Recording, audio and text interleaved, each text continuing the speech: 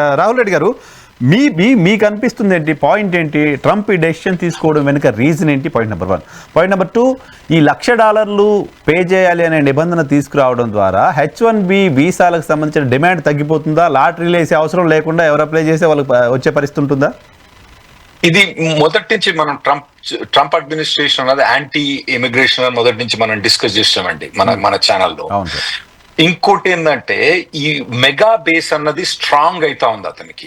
ఈ mega base అన్నది complete anti immigration. వాళ్ళ ఇమిగ్రేషన్ అడ్వైజర్ స్టీవెన్ మిల్లర్ అండి. అతను కంప్లీట్ H1B తీసేద్దాం అంటాడు అతను. సో అది ఆ పీస్. ఇంకోటి ఏంటంటే ఇప్పుడు ట్రంప్ అడ్మినిస్ట్రేషన్ ఏం చేసిందంటే యాక్చువల్ గా H1B తీసేయాలంటే వాళ్ళ వల్ల కాదు, అడ్మినిస్ట్రేషన్ వల్ల కాదు. వాళ్ళు పార్లమెంట్ పోవాలి, పార్లమెంట్ వాళ్ళకి మెజార్టీ లేదు, కావలసిన మెజార్టీ లేదు. సో ఇది ఏంటంటే ఇది వీళ్ళు ఏం చేసిండ్రంటే $1,00,000 ఓన్లీ వీసా మీద మాత్రం, అంటే వాళ్ళ బార్డర్ పోవడానికి రావడానికి వాళ్ళకి అథారిటీ ఉంది కాబట్టి దాని మీద పెనాల్టీ వేసిండ్రు. కాకపోతే మేము దీన్ని కోర్టులో ఛాలెంజ్ చేస్తాం. నరేందర్ గారు అటువంటి వాళ్ళ సాయం తీసుకొని మేము కోర్టులో ఛాలెంజ్ చేస్తాం మేము. ఎందుకంటే ఇది ఇప్పుడు మొన్న సోషల్ మీడియా అంటే నరేందర్ గారు చెప్పినట్టు $200 సోషల్ మీడియా బెట్టింగ్ కోసం వాళ్ళు ఛార్జ్ చేస్తాండ్రు. సరే, అది రీజనబుల్ అనుకోవచ్చు మనం. ఇదేంటంటే $1,00,000 అన్నది ఇది H1Bని సంపటానికి చేసిన ప్రయత్నం కాబట్టి ఏదైతే పార్లమెంట్ పాస్ చేసిండ్రో ఆ పార్లమెంట్ పాస్ చేసిన దాన్ని గవర్నమెంట్ అన్నది ఎగ్జిక్యూటివ్ అన్నది ఇంప్లిమెంట్ చేయాలి. దాన్ని ఇంప్లిమెంట్ చేయకుండా దాన్ని క్యాన్సల్ చేయడానికి ప్రయత్నం చేస్తుండ్రు. $1,00,000 అన్నది ఇది ఏదో ఫీజు, వాళ్ళకి అయ్యే ఖర్చు కాదు, వాళ్ళకి ఇది మనం చేసే తప్పు పనితోటి పెనాల్టీ కాదు. ఈ మొత్తం H1B అన్న సంపటానికి వీళ్ళు చేసే ప్లాన్, కుట్ర అని చెప్పి మేము పోతాం.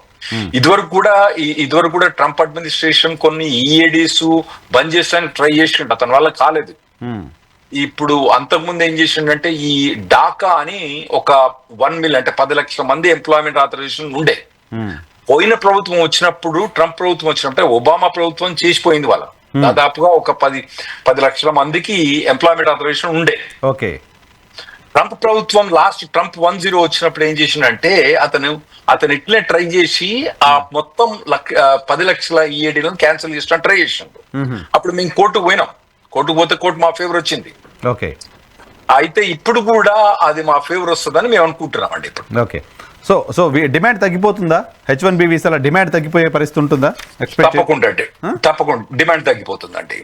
డిమాండ్ తగ్గిపోతుంది. అయితే ఇది కొద్దిగా స్టూడెంట్ వీసా వాళ్ళకు మరి ఇది అడ్వాంటేజ్ అవుతుందా అంటే అడ్వాంటేజ్ కావచ్చు.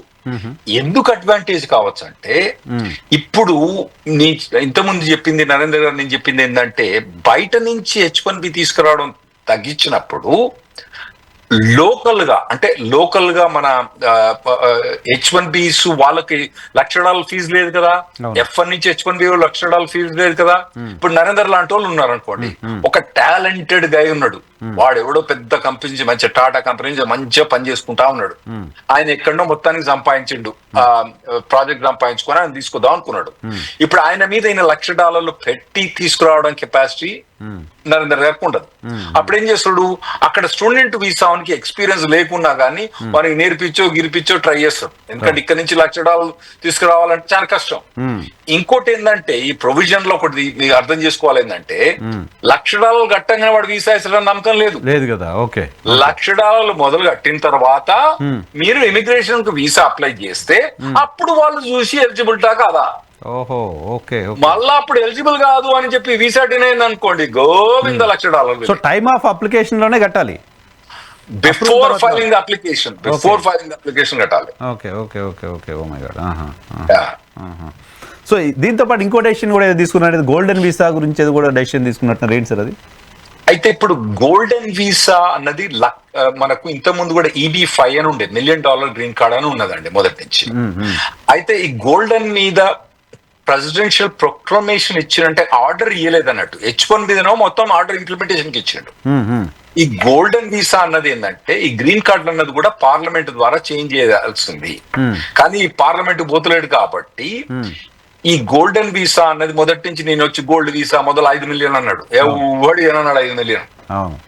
ఇప్పుడు ఏమంటాడంటే ఒక మనిషి ఇప్పుడు EB-5 ప్రకారం ఏంటంటే మీరు $1 million కనుక ఇన్వెస్ట్ చేస్తే దానికి ఒక 10 మంది ఎంప్లాయ్మెంట్ క్రియేట్ చేసుకోవాలి, అవన్నీ చాలా రూల్స్ ఉన్నాయండి. అవన్నీ ఫాలో అయితే మీకు గ్రీన్ కార్డ్ వచ్చే ఛాన్స్ ఉంటదండి. అయితే దానికి చాలా ప్రాబ్లమ్స్ ఉన్నాయండి. ఆ EB-5 లో చాలా కండిషన్స్ ఉన్నాయి. ఇతనేమంటాడంటే, నీ అంకమ్మ ఎన్నెందుకు, నాకు $1,00,000 ఇచ్చాయి, గవర్నమెంట్ కి $1,00,000 ఇచ్చాయి, అన్కండిషనల్ $1,00,000 ఇచ్చాయి. సారీ, లక్ష కాదండి, సారీ, 10 లక్షలు, 1 million, 1 million. Thanks for correcting Nagendra గారు. $10 లక్షలు ఇచ్చేస్తే అన్కండిషనల్ గా, 10 లక్షలు అంటే దాదాపుగా 9 కోట్ల రూపాయలు ఇస్తే నేను గ్రీన్ కార్డ్ ఇస్తా అన్నాడు. కానీ అలా అతను నెక్స్ట్ 90 days లా ఇది ఎట్లా ఇంప్లిమెంట్ చేయాలనో గవర్నమెంట్ కు ఆర్డర్ చేసినాడు, గవర్నమెంట్ అథారిటీస్ కి. అందులో ఏంటంటే, ఒకటి ఏంటంటే ఇది EB-5 కిందకి వస్తుందా, తర్వాత EB-1 కిందకి వస్తుందా, EB-2 కిందకి వస్తుందా అన్నది ఆ ఎగ్జిక్యూటివ్ ఆర్డర్ లో క్లియర్ గా చెప్పలేదు. ఇంకోటి, EB-2 కి నేషనల్ ఇంట్రెస్ట్ వేవర్కి వస్తాం. ఎందుకంటే ఒక మనిషి మనకు $10 లక్షల అంటే 9 కోట్ల రూపాయలు ఇస్తే వానికి మన నేషనల్ ఇంట్రెస్ట్ మీద ఇంట్రెస్ట్ ఉంది కాబట్టి వానికి EB-2 అప్రూవ్ చేస్తా అని అంటాడు. ఓకే, EB-2 మనోడు అప్రూవ్ చేస్తాడే అనుకుందాం. మన ఇండియన్స్ కి అయితే ఇంతకన్నా దరిద్రం ఇంకోటి ఉండదు. ఎందుకంటే మన EB-2 బ్యాక్ లిస్ట్ ఎట్లా ఉందంటే 2012 దాకా, 2012 ఉంది వెయిటింగ్ లిస్ట్. 2012 ఫైల్ చేసిన వాళ్ళు ఇంకా వెయిట్ చేస్తాను. ఇప్పుడు ఫైల్ చేసే వాళ్ళ గ్రీన్ కార్డ్ రావాలంటే ఈ $1 మిలియన్ కడితే వానికి ఇంకా 140 ఏళ్ళు కానీ గ్రీన్ కార్డ్ రాదు. సో దీంతో ఇది మన ఇండియన్స్ కు మాత్రం, ఇది EB-2 లో మాత్రం అడ్వాంటేజ్ లేదు. EB-1 కూడా ఇది ఎట్లా EB-1 కిందకి వస్తాడో అన్నది అతను, ఇది ఇంటర్నేషనల్ అక్లైమ్ అవార్డు అంటాడా అదన్నడా, ఆ డిస్క్రిప్షన్ ని క్లియర్ గా ఇవ్వలేదు. ఇంతకు ముందు మీకు H-1B లో చెప్పినప్పుడు మాత్రం ఆ ఎన్ని ఇంప్లిమెంటేషన్ 21st నుంచి ఇంప్లిమెంట్ అవుతాయి. ఈ గోల్డెన్ గ్రీన్ కార్డ్ అన్నది మాత్రం ఎప్పుడు ఇంప్లిమెంటేషన్ అంటే 90 రోజుల్లో మీరు కొద్దిగా దీన్ని ఎట్లా క్లారిఫై చేయాలన్నది క్లియర్ గా చేసేయండి అని చెప్పిండు, గవర్నమెంట్ ఆర్డర్ ఇచ్చాడు. అంతేగాని దాని ఇంప్లిమెంటేషన్ ఎప్పుడైద్ది, 90 రోజులు అయిద్దా కాదు, 90 రోజుల తర్వాత ఎప్పుడైద్ది అన్నది మనకు క్లియర్ గా తెలియదు. ఒక 2-3 క్విక్ క్వశ్చన్స్ ఉన్నాయి సార్ మీ దగ్గర, తీసుకుని నేను నరేంద్ర గారి దగ్గరికి వెళ్ళి క్లోజ్ చేస్తాను. ఒకటి, ఇప్పుడు H-1B వీసాలకు అప్లై చేసే వాళ్ళు $1,00,000 కట్టాలనేది డెసిషను. ఆల్రెడీ H-1B వీసాలు ఉన్న వాళ్ళకి ఉన్న అపోహలు, మీకు చాలా కాల్స్ వచ్చుంటాయి, నుంచి రకరకాల సందేహాలు వచ్చుంటాయి. ఆ సందేహాలు ఇంకా చాలా మంది కూడా వచ్చుంటాయి. మీ దగ్గరికి వచ్చిన మేజర్ క్వైరీస్ ఏంటి? ఆల్రెడీ హోల్డ్ చేసి ఉన్న వాళ్ళు, H-1B హోల్డ్ చేసి ఉన్న వాళ్ళ దగ్గర నుంచి వచ్చిన క్వైరీస్ ఏంటి? వాళ్ళ మెయిన్ క్వశ్చన్ ఏమడతారంటే, ఇప్పుడు ఉన్న వాళ్ళ పరిస్థితి ఏంది, నేను H-1B ఎక్స్టెన్షన్ అప్లై చేస్తే నాకు ఈ $1,00,000 అప్లికేషన్ ఉందా అని మెయిన్. ఎందుకంటే వాడు H-1B ఇప్పుడు 2-3 నెలలు ఎక్స్పైర్ అవుతుంది అనుకోండి, వాడు ఎక్స్టెన్షన్ చేసుకోవాలంటే ఈ $1,00,000 అప్లై అవుతుందా, వాళ్ళకి అప్లై కావట్లేదు మెయిన్.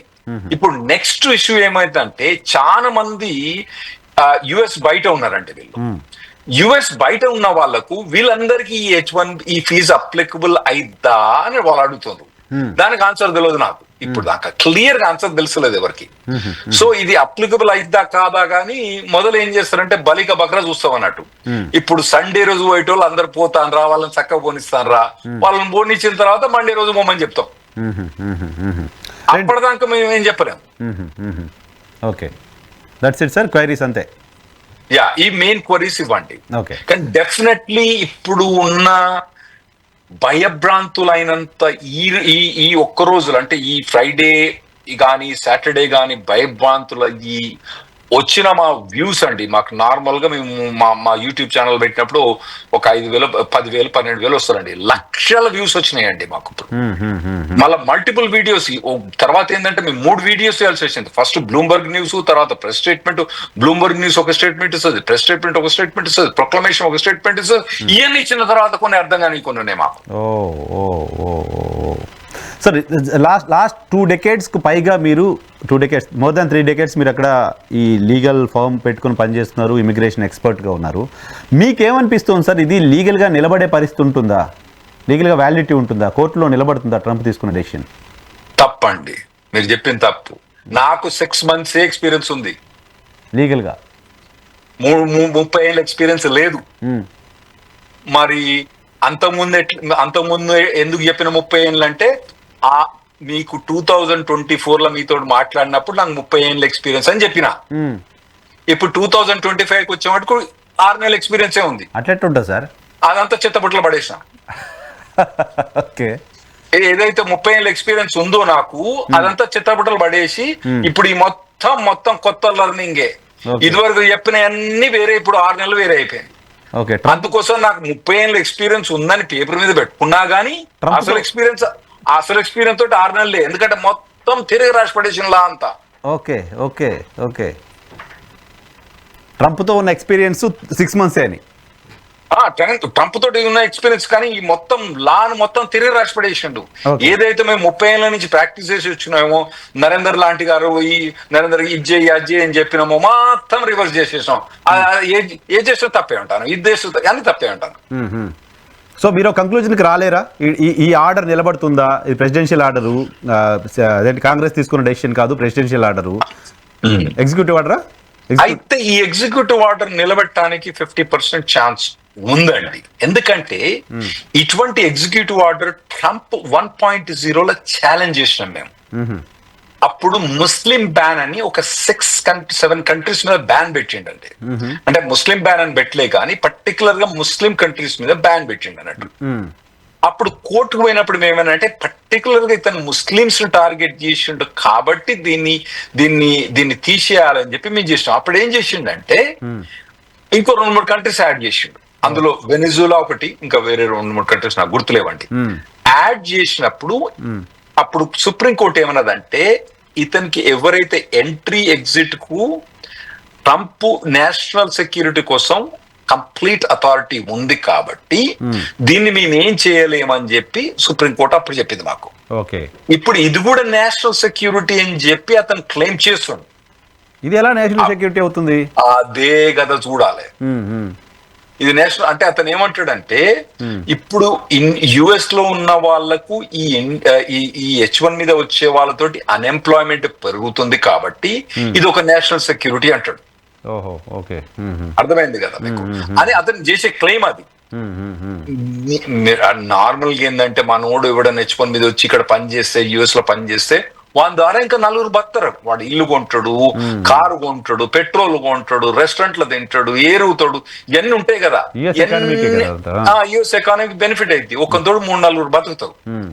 ఇప్పుడు ఈ జాబ్లన్నీ ఇండియాకు మూవ్ అయితే ఇండియాకు బెనిఫిట్ అయింది. నరేందర్ గారు అన్నట్టు మా కంట్రీకి ఏదైతే బెనిఫిట్ అవుతుందో మేము తప్పకుండా చేస్తామని నరేందర్ గారు వాగ్దానం చేసినట్టు ఇది యుఎస్ కు బెనిఫిట్ అవుతుందని మేము అనుకుంటలేమండి.